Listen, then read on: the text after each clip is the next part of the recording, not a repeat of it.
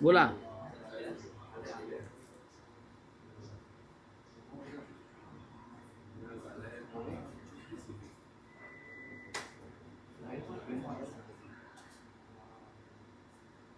काय म्हणताय?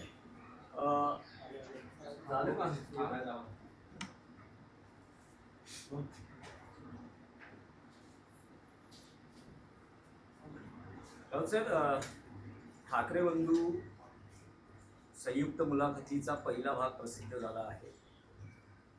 मोठी प्रसिद्धी मिळाली, ऐतिहासिक मुलाखत आहे. पहिल्यांदाच दोघे एकत्र मुलाखत, दोन धुरंधर एकत्र आल्याचं म्हटलंय.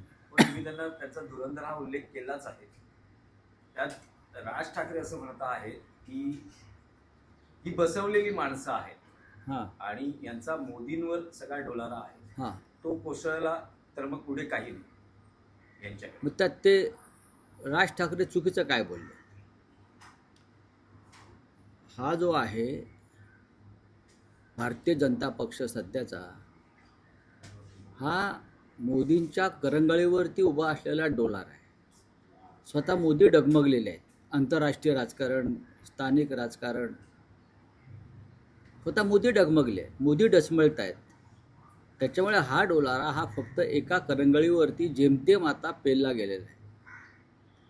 अशा वेळेला राज ठाकरे असं म्हणत आहेत, सन्माननीय राज ठाकरे, की तो कधी कोसळून पडेल आणि ते कोसळण्याची वाट या देशाची जनता पाहते. कधी कोसळून पडेल याला भक्कम असा आधारच नाही आहे भाजपच्या कोणत्याही. तसं नसतं. जर भक्कम आधार असता वैचारिक तर AIM बरोबर युती झाली नसती, काँग्रेसबरोबर युती केली नसती आणि मग फार गदारोळ झाल्यावर त्यांनी कारवाया केल्या, माघार घेतली.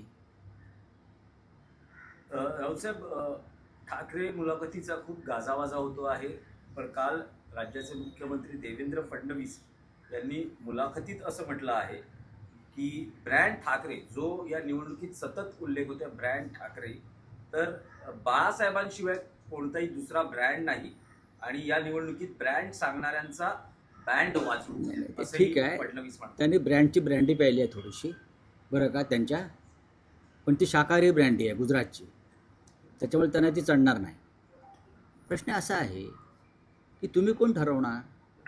शिवसेना प्रमुखांनंतर आम्ही निवडणुका लढलेलो आहोत त्यांच्याच आशीर्वादाने. त्या निवडणुका चांगल्या प्रकारे आम्ही जिंकलेलो आहोत. तुम्ही त्या सत्तेमध्ये पण सहभागी झालेला आहात आमच्याबरोबर महाशय. आणि माननीय बाळासाहेब ठाकरे जसे एक ब्रँड होते, मग मोदींनंतर तुम्ही काय करणार आहात?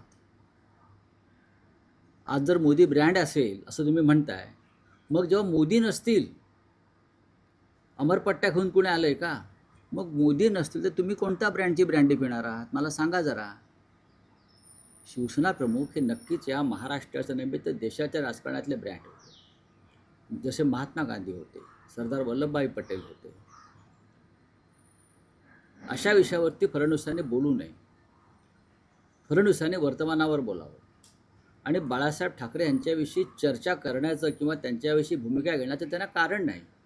ज्या शिवसेना प्रमुखांचा पक्ष तुम्ही फोडलात, ज्या शिवसेना प्रमुखांच्या चिन्हाची चोरी करून तुम्ही दुसऱ्यांना दिलं, त्यांनी शिवसेना प्रमुखांचा उल्लेख करावा, हे आश्चर्य आहे. राऊतसाहेब, आणखी एक विषय आहे की बिनविरोध निवडणुकीचा.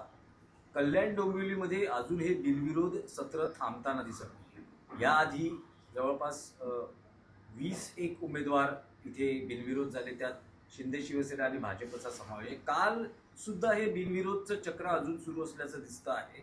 डोंबिवलीमध्ये ठाकरे गटाच्या उमेदवारानं एकनाथ शिंदे यांच्या उमेदवाराला बिनशर्त पाठिंबा दिलाय, माघार घेतली आहे निवडणुकीतून. नाही, ते याविषयी त्या भागातलं काम जे पाहतात त्यांच्याकडून विचारणा सुरू आहे. माझ्याकडे त्या संदर्भात योग्य माहिती नाही आहे, मी त्याच्यावरती उत्तर देणार नाही. पण हे सगळे शेवटी पैशाचेच खेळ आहेत, दबावाचे खेळ आहेत. कोण कोणाच्या मागे जाईल सांगता येत नाही.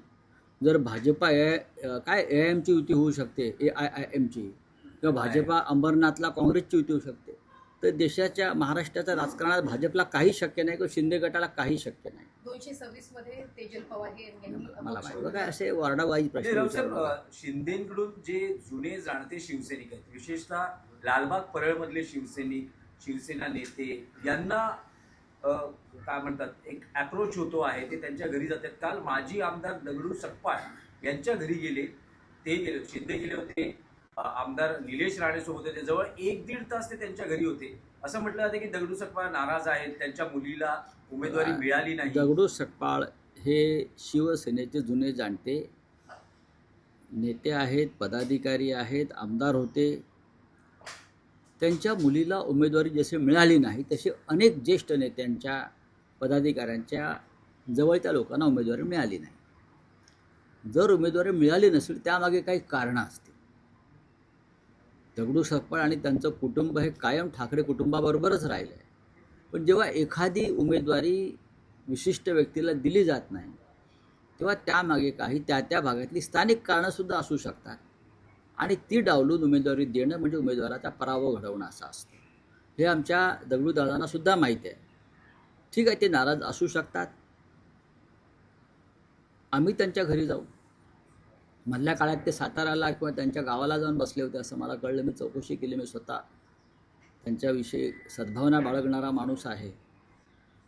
पण दगडूदादा हे आमचेच आहेत. आता एकनाथ शिंदे, निलेश राणे यांना एक दिवसाची बातमी हवी असते. याला फोडला, त्याला फोडला, त्याच्या या एक दिवसाच्या बातम्या असतात. नंतर हे जे जातात त्यांचं काय होतं, कुठे अदृश्य होतात बरं का, हे कधीच कळत नाही. राऊत साहेब, ईडीने भाजपचे नेते मोहित कंबोज यांच्या विरोधात यांच्याबाबतचा क्लोजर रिपोर्ट सादर केला आणि तो स्वीकारला देखील नाही मला माहिती. क्लीन चिट मिळाली. बघा असं आहे की क्लोजर रिपोर्ट भाजपच्या नेत्यांविरुद्धच होणार ना, आमच्या विरुद्ध नाही होणार. ईडीच्या कोर्टानं मला निर्दोष केलेलं आहे पण माझा क्लोजर रिपोर्ट केला नाही. राऊतसाहेब, एक मोठा विषय आहे की असं म्हटलं जातं आहे की महापालिका निवडणुकांनंतर शरद पवार हे एनडीए सोबत जाण्याची दाट शक्यता यासाठी आहे. शरद पवारांचं मन वळवण्याची जबाबदारी अजित पवारांवर सोपवली असल्याचं कळतं आहे. त्यांच्या नेत्यांकडूनही तसे संकेत मला मिळतात, तसं त्यांचे वाटत नाही statements की येत आहेत. शरद पवारांनी ज्या प्रकारचं आयुष्य, राजकीय जीवन एका विचारधारेसाठी समर्पित केलेलं आहे, हा शाहू फुले आंबेडकर, त्या विचारधारेला सोडून शरद पवार वयाच्या 86व्या वर्षी भारतीय जनता पक्षाबरोबर जातील असं मला सुतराम वाटत नाही, अजिबात वाटत नाही. माझं वारंवार त्यांच्याशी या विषयावर चर्चा होत असते. तेही आमच्याशी मोकळेपणानं बोलत असतात. एक फार मोठ्या विचारांची भूमिका घेऊन 50 वर्षापेक्षा जास्त काळ शरद पवार यांनी महाराष्ट्राच्या राजकारणामध्ये काम केलं. एक पिढी घडवली, अनेक पिढ्या घडवल्या आणि त्या पिढीलाही त्यांनी हाच वारसा दिला, या विचारांचा वारसा दिला यशवंतराव चव्हाणांपासून त्यांनी. अशा वेळेला मला वाटत नाही की माननीय पवारसाहेब हे या वयात इतकी वर्ष राजकारण केल्यावर जात्यंध धर्मांध शक्तींच्या मागे जाऊन स्वतःच्या कारकिर्दीला एक डाग लावून घेते. चला, थँक्यू. सर, याची सुरुवात देवेंद्र फडणवीस असे म्हणाले की ज्या पद्धतीने लोक मतदान करत नाही, ऑस्ट्रेलियामध्ये जे लोक मतदान करत त्यांचा अधिकार काढून घेण्यात, अशाच पद्धतीने नाही, महाराष्ट्रामध्ये देखील निवडणुका याच्यावरती विचार करत नाही, मतदान कोण करू देत नाही? मतदान तुम्हीच करू देत नाहीत. मतदार यादीतून नावं वगळून, SIR सारख्या योजना आणून, दहशत निर्माण करून गावागावात. खरं म्हणजे कारवाई राज्याच्या मुख्यमंत्र्यांवर आणि निवडणूक आयोगावर व्हायला पाहिजे या महाराष्ट्रात आणि देशात.